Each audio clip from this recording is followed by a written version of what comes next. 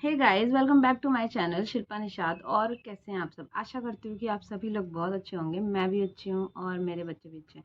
Guys, आज का मेरा वीडियो है कि हम अपनी स्टडी को कैसे मैनेज करें। हाउसवाइफ होने के साथ साथ, बच्चों के माँ होने के साथ साथ, पढ़ाई को मैनेज करना बहुत बहुत बहुत मुश्किल है। तो मैं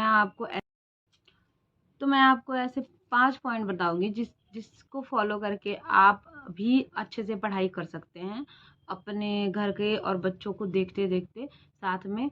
क्योंकि हम ना कई बार सोचते तो हैं कि पढ़ना है, पर कैसे करना है ये नहीं समझ पाते हैं, ठीक है?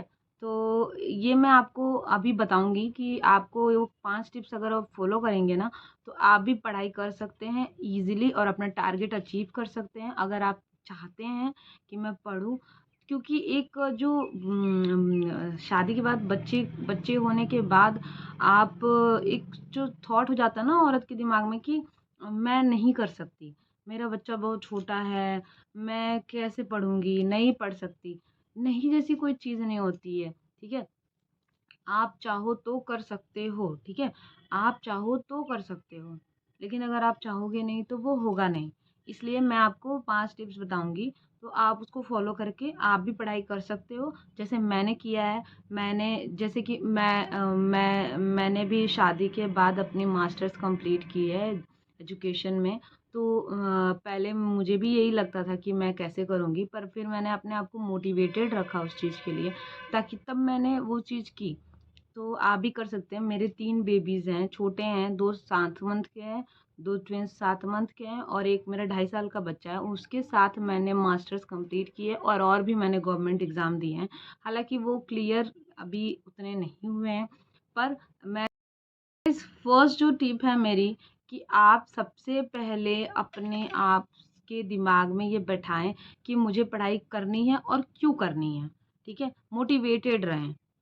पढ़ाई करनी है तो उसके लिए सबसे अच्छी चीज़ क्या होती है, सबसे ज़्यादा ज़रूरी चीज़ क्या होती है कि हमेशा मोटिवेटेड रहें। कई बार क्या होता है ना कि हम सोच तो लेते हैं कि हमें करना है, पर हम उस चीज़ के प्रति ना मोटिवेटेड नहीं रह पाते। फिर हमारा मोराल थोड़ा डाउन हो जाता है करते-करते, फिर हम उसको छोड़ देते हैं कि नहीं, समय नहीं मिल रहा, टाइम नहीं मिल रहा, बहुत परेशानी हो रही है, समय नहीं है, बहुत मैं थक जा रही हूँ।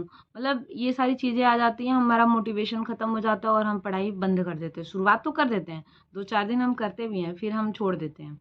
तो ये चीज़ नहीं करनी है, ठीक है? मोटिवेटेड रहना है। आप उस चीज़ के बारे में सोचो ना कि जब आप वो चीज़ क्लियर कर लोगे तो आपको कितनी खुशी होगी। आपको मतलब आपका लाइफ़ में कितना चेंज आ जाएगा, आप वो चीज़ कर लोगे तो। जैसे जब तक मैंने नहीं किया था, तो मैंने अपने आप को इसीलिए मोटिवेटेड रखा कि मुझे इसलिए करना है कि मुझे मेरे पेरेंट्स के लिए करना था, तो इसलिए मैंने किया, ठीक है? मैं आगे भी करूँगी, अभी अभी अभी मेरे टारगेट अचीव नहीं हुआ है, तो मैं आगे भी करूँगी। तो आप लोग भी ये चीज़ सोच के रखो कि मैंने मास्टर्स करने के बाद जो नाम के साथ आपके वो डिग्री लग जाती है ना, तो बहुत अच्छा लगता है। तो आप वो सोच के करोगे ना, तो आप मोटिवेटेड रहोगे। बीच के जो हर्डल्स हैं वो साथ-साथ ना पार हो जाते हैं। सो गाइस, सेकंड थिंग ये है कि आप हाउसवाइफ हैं, आपको बहुत सारा काम रहता है। और कई बार हाउसवाइफ होती है ना कि बहुत ज़्यादा काम करती हैं, बहुत ज़्यादा सारा काम करने पे ये लगी रहती हैं। जब आपको पढ़ना है तो आप सारा काम इकट्ठे करोगे, उसके बाद परफेक्शन के साथ करोगे और हर एक चीज़ करोगे, तो उसके साथ साथ कहीं ना कहीं आपका स्टडी ना रुक जाएगा। जैसे होता है ना, हम बेकार में कपड़े लगाने लगते हैं, हम मतलब कुछ ऐसा काम करने लगेंगे, चलो सफाई करते हैं, बहुत ज़्यादा सफाई, डीप क्लीनिंग करने लगेंगे। अब उससे क्या होता है कि देखो, काम घर के कभी ख़त्म नहीं होते, कितना भी कर लो, नेक्स्ट डे वो उससे भी ज़्यादा रहेंगे और रहते हैं, ठीक है? और रहते हैं, आप ये सोचोगे कि हाँ, मैं बहुत अच्छा परफेक्शन से कर लूँ ये वो, फिर वो क्या होता है कि आप वो उसी चीज़ में लगे रहते हो, आपका पूरा समय उसी में चला जाता है। मैं ये नहीं कहती कि ये सारे काम ज़रूरी नहीं है, बहुत ज़रूरी हैं। पर आपका अगर टारगेट है कि मुझे लाइफ में ये भी अचीव करना है, तो आपको अपने काम बाँटने पड़ेंगे, ठीक है? काम टाइम टू टाइम बाँट के करने पड़ेंगे, मतलब कि खुद ही करो, पर आपको वो।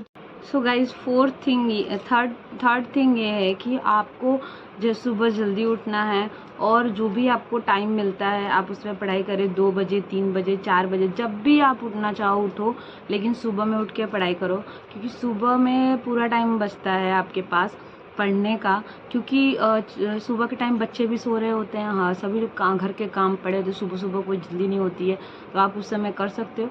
उसके बाद आप 6 बजे के बाद, 7 बजे के बाद अपने घर के काम करो, ठीक है। लेकिन उससे पहले आपको पूरा 2, 3, 4 घंटा मिल जाएगा पढ़ने के लिए। मैं यही करती हूँ कि मैं रात में टाइम पे सो जाती हूँ, जिससे मैं सुबह उठ के, मैं रात में मैं नहीं कर पाती, क्योंकि मेरा दिमाग उसमें ना ज़्यादा दिमाग लगाना पड़ता है रात में पढ़ने के लिए, ज़्यादा दिमाग लगाना, इसलिए मैं सो जाती हूँ और फिर मैं जब सुबह उठती हूँ तब मैं पढ़ाई करती हूँ, ठीक है। तो आप भी ये चीज़ कर सकते हो। और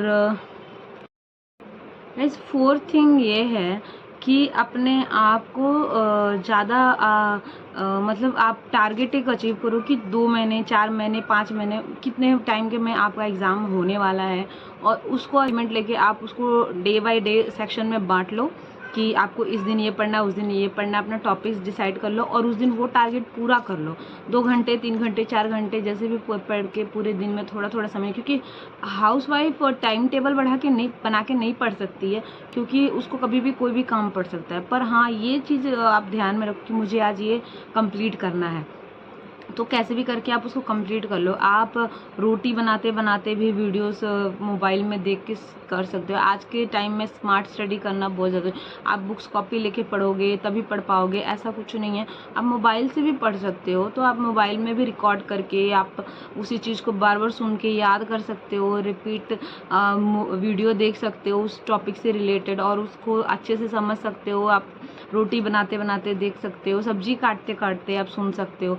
तो ये सब चीज़ें आप कर सकते हो। आप वो आपकी फोर्थ थिंग हो जाएगी, तो आप ये चीज़ भी ध्यान में रखें और फिर आप पढ़ाई के लिए मोटिवेटेड रहें। गाइस फिफ्थ थिंग ये है कि एक स्टूडेंट हमेशा अपने लाइफ में बहुत ज़्यादा डिमोटिवेटेड और डाइवर्ट हो जाता है। डिमोटिवेटेड मीन्स कि किसी ने कह दिया कि आप नहीं कर सकते, तो उसको लगता है कि हाँ यार मैं नहीं कर सकता। कोई मुझे बताता है कि वो नहीं कर पाया, उससे नहीं हुआ, तो मुझे भी लगता है यार मैं भी नहीं कर पाऊंगी। नहीं, ये चीज़ नहीं होनी चाहिए आपके। आप अलग हो, वो अलग है, ठीक है। अगर कोई नहीं कर पा रहा, ये उनकी प्रॉब्लम है। आप कर लोगे, ये आपकी प्रॉब्लम है। मतलब आप अपने हिसाब से वो चीज़ें सोचो, ठीक है। और ये एक चीज़ इसमें ये भी ध्यान रखनी है कि हम ना बहुत टाइम इंटरनेट पे ज़्यादा बिताते हैं, तो आप उससे थोड़ा कट के रहो कि ज़्यादा फालतू चीज़ों में अपना टाइम ना लगाएं। जैसे मैं जब पढ़ती थी तो मैंने अपना इंस्टा, फेसबुक हर एक चीज़ डिलीट कर दिया था। तब तक मैंने नहीं ऑन किया, नहीं चलाया, तब जब तक मेरा वो एग्ज़ाम ख़त्म नहीं हो गया, क्योंकि मुझे ऐसा लगता है कि मेरा बहुत सारा समय उन चीज़ों में जाता था, तो मैंने वो डिलीट ही कर दिया। ना रहे मुझे लगता है कि मैं अगर मेरे फ़ोन में वो रहेगा तो मैं उसको चलाऊँगी, इसीलिए मैंने उसको डिलीट कर दिया। तो गाइज़ आप मेरी ये सब बातों को ध्यान में रखो और पढ़ाई स्टार्ट करो। अगर आप सच में पढ़ के कुछ बनना चाहते हो, करना चाहते हो, तो मैं अभी भी कर रही हूँ बच्चों को साथ में करके। आप भी कर सकते हो, मैंने मैनेज किया है, मैंने पर्सनली एक्सपीरियंस किया है, तो आप भी कर सकते हो। आपको बस मोटिवेशन की ज़रूरत है, वो मैं टाइम टाइम पे आपको देती रहूँगी। तो आप सच में कर सकते हो, तो आप करो। मैंने रिसर्च किया था इस सेमेस्टर में, और बहुत मुश्किल होता है वो, आज जिसने किया होगा उसको सच में पता होगा। पर मैंने मैनेज किया, रात में 2-2, 3-3 बजे उठ के पढ़ के मैंने वो मैनेज किया और मेरी रिसर्च कंप्लीट हो गई। आज मुझे बहुत खुशी है कि मेरी अपनी एक रिसर्च है। जब आप रिसर्च सबमिट करते हो और आपके डिग्री कंप्लीट होती है, तो आपको बहुत अच्छा लगता है। तो आप भी कर सकते हो अगर आप ग्रेजुएशन। तो गाइज़ आपको मेरा ये इन्फॉर्मेशन कैसा लगा, आप प्लीज़ कमेंट में बताएं, और लाइक, शेयर, सब्सक्राइब करें। मुझसे और भी कोई वीडियोस आप चाहते हो तो वो भी बताएं, मैं वो भी बनाऊंगी। और गाइज़ आपको मेरा वीडियो कैसा लगा, तो अच्छा लगा हो तो प्लीज़ लाइक, शेयर और सब्सक्राइब करें। थैंक यू, नमस्ते।